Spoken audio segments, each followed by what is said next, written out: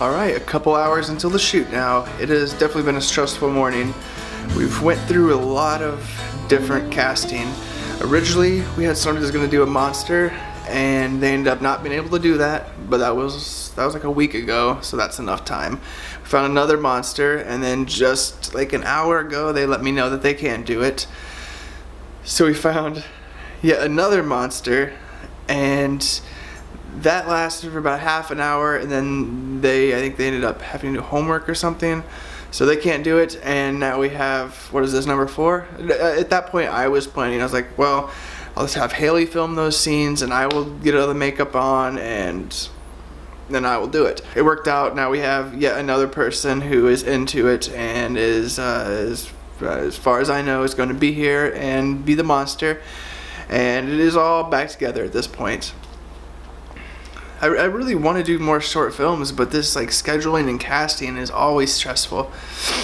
And I can't just do a short film where there's not much work into it, or it only involves like 2 people. I don't know, I like making it somewhat of a larger production. I think just as we get older, it is more and more difficult to get people together. But it's working out. I gotta go to the store to get tequila for loosening up, and carrots to make into fingers. And then we'll take it off of you and I'll cut it. Your nose looks so weird.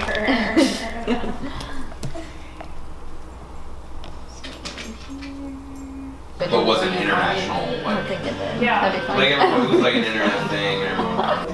You get that belly?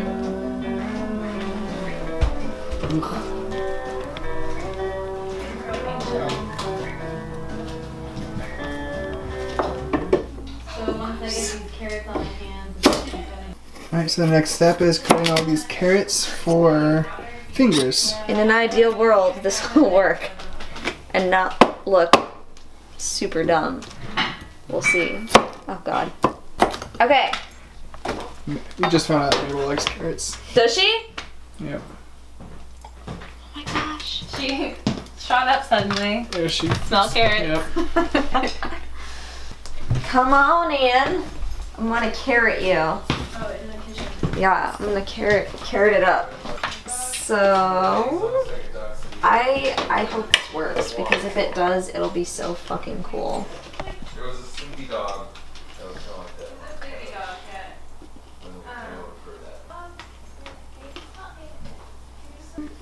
that. Pretending I know what I'm doing when I'm making a carrot as a finger.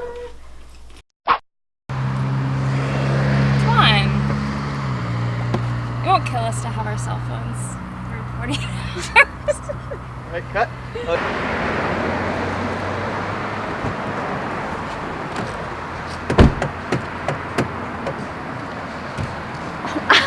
In my head, I'm sorry. It's alright.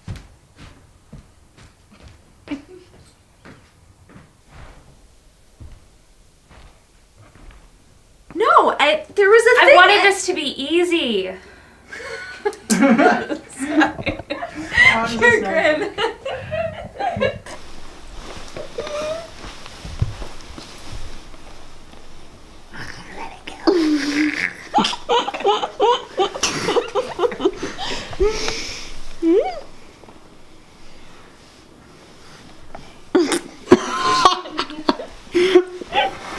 Alright, cut. when are you gonna release the blood?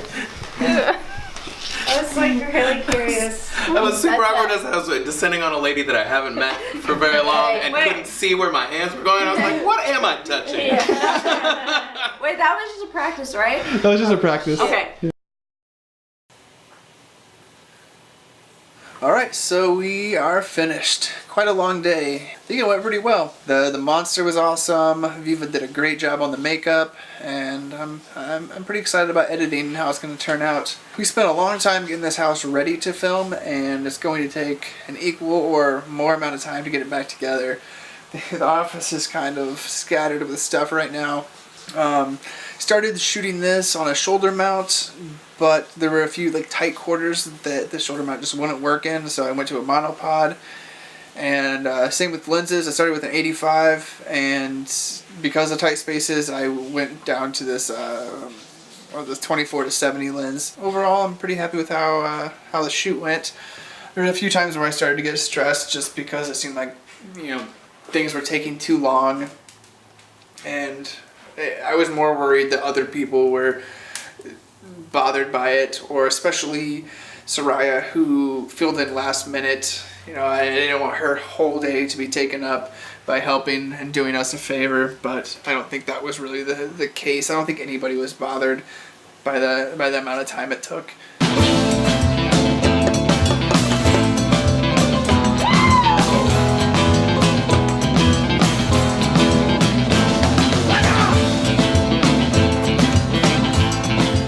Alright, it is Monday again, and if this eye is looking particularly red, it's because when I was looking for items, there was a corner of a box, and I bent down and basically just jammed that eye into the corner of the box as hard as I could.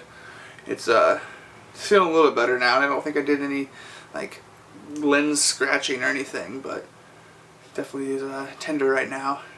Anyway, over the weekend I sold 11 items for an average price of $23.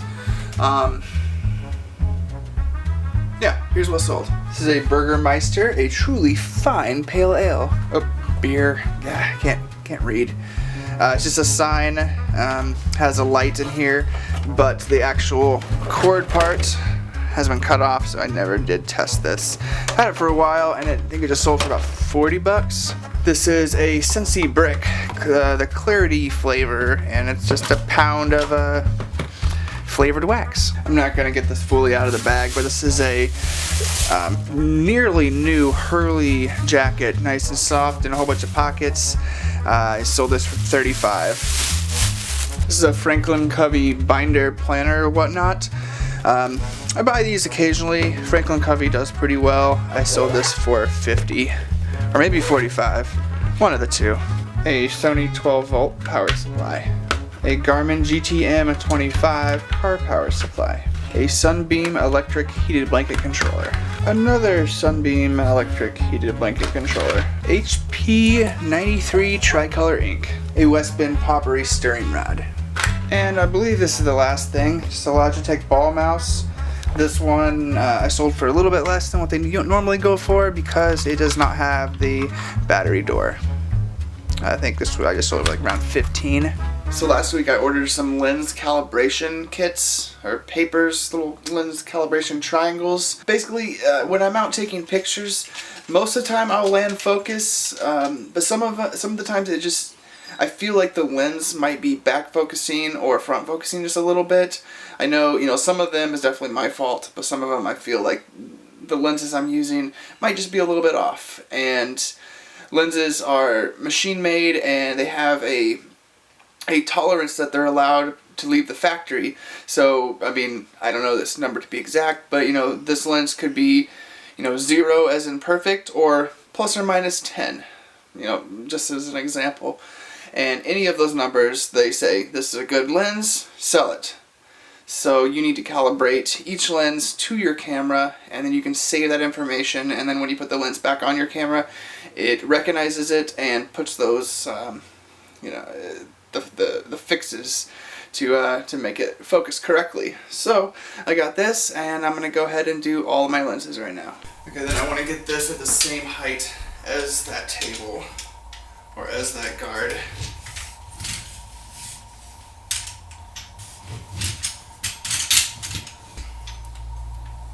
Alright, so I got the 24mm calibrated. It took a while. It was a little bit off. You can do like a plus or minus 20 on this, and I think I did a plus 5 to correct it. Now this is my first time doing this, but see, I'm trying to get the 0 in perfect focus, and it looks pretty good, but then you start looking at the ones. This one is a little bit blurrier than this one, so that would mean that it is back focusing just slightly. Alright, that lens is finished, and since I'm still at this a little bit further back, I'm going to start with the 85mm. Now, from what I've read, zoom lenses are much more difficult to do than primed. But I am getting the hang of it, so hopefully just go by a little quicker.